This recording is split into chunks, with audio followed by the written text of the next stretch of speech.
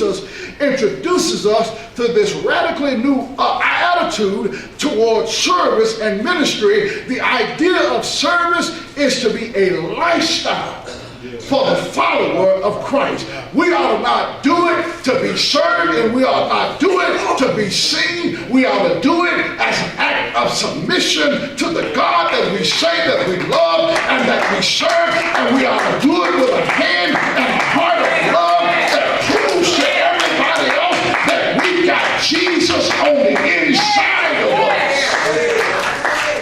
So the second way ministry is designed or defined, it is defined as being a ministry to others. Here's what I find interesting. I find it interesting that Paul suggests that we practice serving one another first. Y'all missed that. The idea is that your brother or your sister that's in the pew next to you ought to be the one that you practice serving.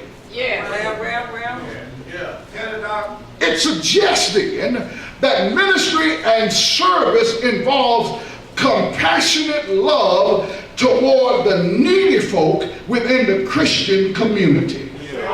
Somebody next to you needs you to serve them. Somebody next to you needs you to pray for them. Somebody next to you needs you to hug them. Somebody next to you needs you to help them along the way. Somebody next to you has a heartache or a hardship. Somebody next to you needs you. And then the third work of the ministry is defined and described as a ministry that should not be misunderstood. Let me help you with that. You remember a lady by the name of Martha. And you remember that Martha was the sister of Mary and Lazarus. And you remember that Martha expected company one day, and so she expected Jesus and his entourage to come to her house. And the text said that she set about putting things together. The text tells us that she knew that Jesus was coming to the house, that she began to rattle the pots and the pans, that she got so busy setting the table, she got so busy cooking, she got so busy doing all of that stuff that she missed what was important. Hear me now, because some of us get caught up in the kitchen. All right. While the preaching's going on. Oh, you're right. And we think that the chicken needs to be watched, and we think that the stuff in the kitchen needs to be watched, and we miss the word because we get distracted by busyness. I ain't gonna get too late, but I'm gonna preach it here. Watch this. She got distracted by preparation. She got distracted by busyness. She got distracted by trying to keep a clean house. She got distracted so much so that she missed the point of ministry. Understand, the problem with Martha was that her service was noble, but it was selfish. Martha's ministry got in the way of her service. Martha's service was full of anger, and it was devoid of joy. Martha's service was fine, but her attitude was all wrong. And when your attitude's all wrong, your service is all wrong. And when your service is all wrong, you don't have any reverence. And when your reverence is all wrong, you got no submission. The problem is, Martha got so caught up in trying to cook that she missed what was important. All right. Some of us get real caught up. We get all stressed out. Sure we do. Well. Hair turned gray. All right. Mad at everybody. Lord. Start slinging plates at folk. All right, now, go ahead. I ain't talking about nobody. I'm just saying what I'm saying. can't be in the same kitchen with somebody else because you've All allowed right now, come on. what you are doing to get in the way of the ministry. Yeah.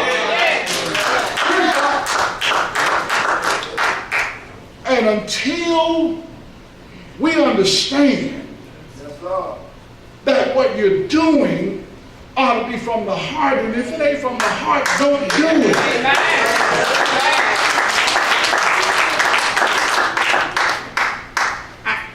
It blesses my heart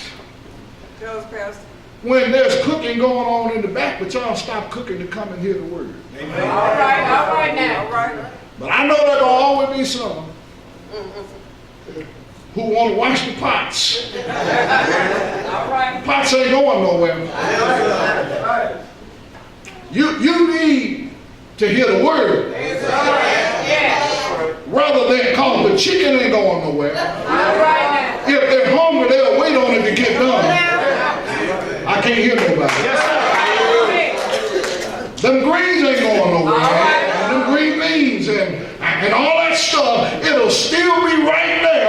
But the word ought to be more important than the physical food. Yeah. I'm hurrying to the seat, but here's the last thing I want to examine today. All right now. And I want to examine that the ministry, this work of the ministry then, ought to be defined in practical terms. This idea of doing the work of the ministry is not complicated. In fact, it is a simple concept. Yes. In a general sense, the word service or ministry literally means to wait tables. All right. But it's just like those first century deacons who had a call because the Hellenist women were being underserved, and so they went so they could wait on one another. Yes. But then this word, this ministry of service also means to speak the good news. Yes. And every now and then, this work of the ministry will call for you to tell somebody about Jesus. But also, this work of the ministry suggests that it ought to have something to do with feeding those who are hungry. Now, I want to say this also, because we have problems with this. If we are feeding folk, I don't care who they are, All right. Well. and there are people hungry, feed them. Yes, sir.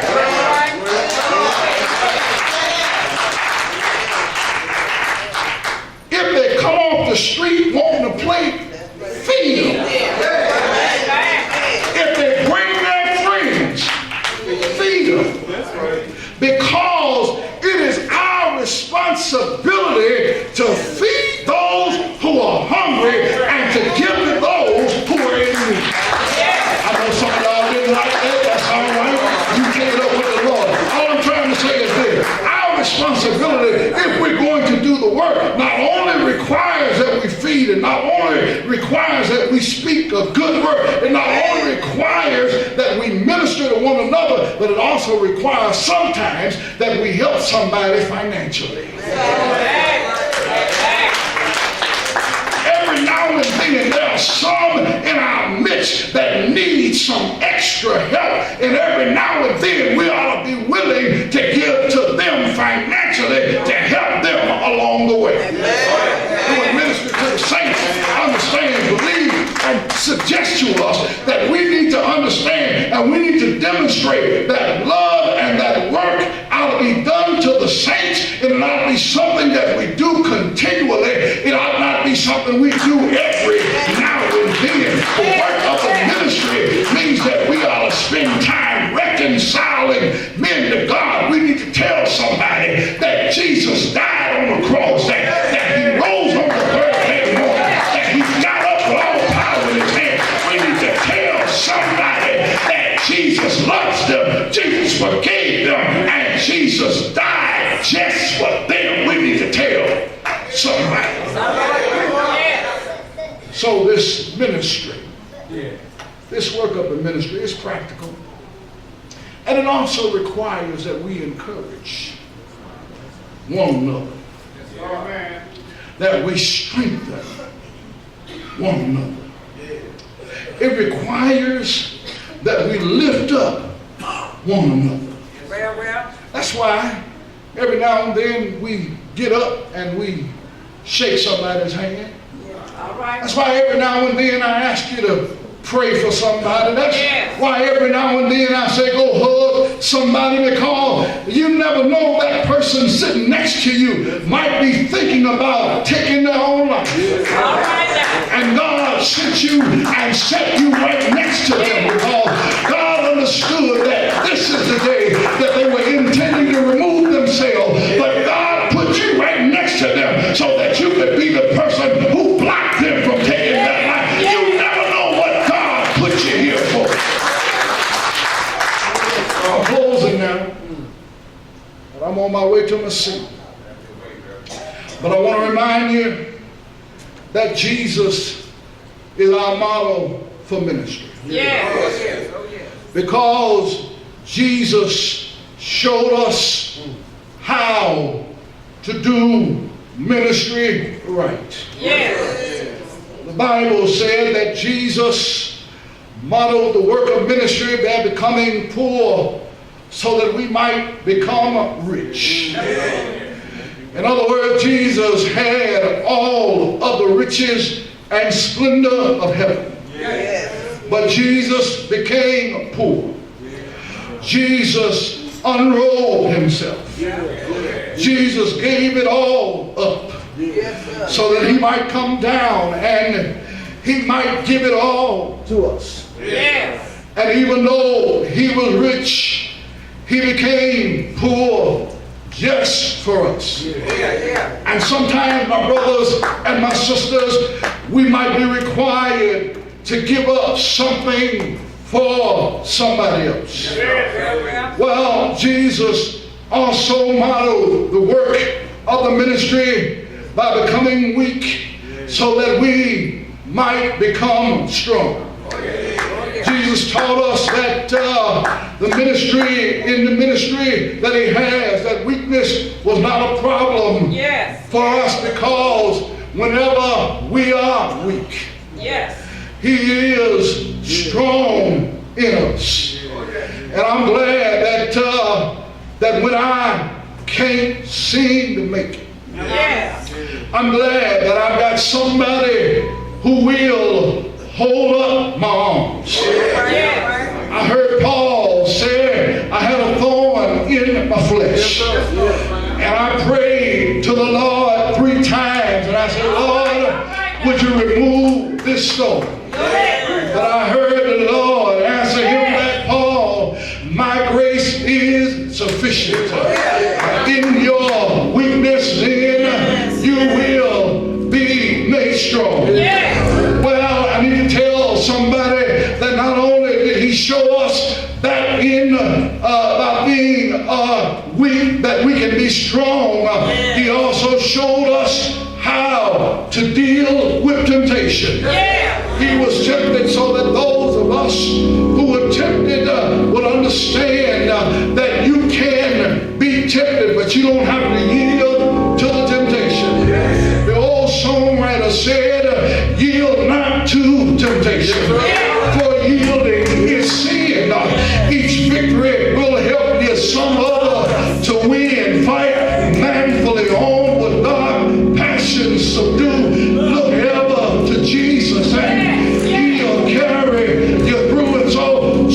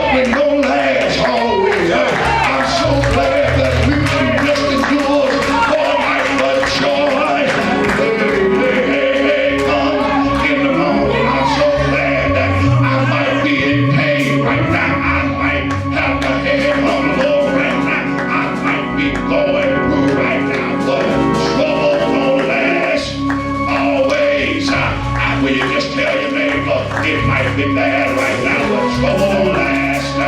Hey, trouble don't last. Always. I stop by here to tell you that Jesus taught us how to make a sacrifice. Yes, he did, because he died on Calvary's cross. His death was a perfect sacrifice. His death taught us that God was pleased with his death. He sacrificed for you, and he sacrificed for me. He died one Friday. They laid him in a borrowed tomb. He stayed there all night Friday. Stayed there all day Saturday. But early Sunday morning, he got up to power. His sacrifice was not in vain. And whatever you do for somebody else, Jesus said, what you do to the least of these, you've done it unto me. And I just want to tell somebody that's sitting here today, there's value in the work. Don't give up the work. Don't stop the work. Don't stop doing the work. Don't sit down on the work. There's value in the work. God will reward you. He may not reward you right now, but God will reward you later on. He'll say, well done, good and faithful servants.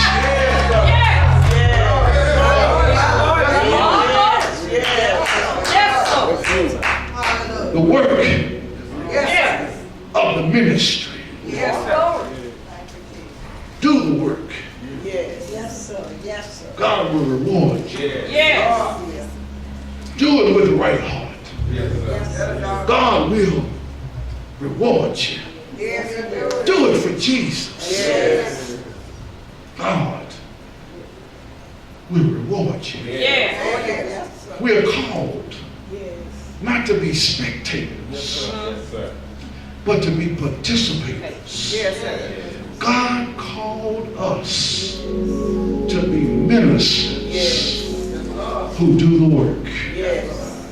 My Lord. And when we do the work, God will be pleased. Yes. The body of Christ will be edified. Yes. And the people of God will glorify Him Yes. in all they do. That's the custodian of Father's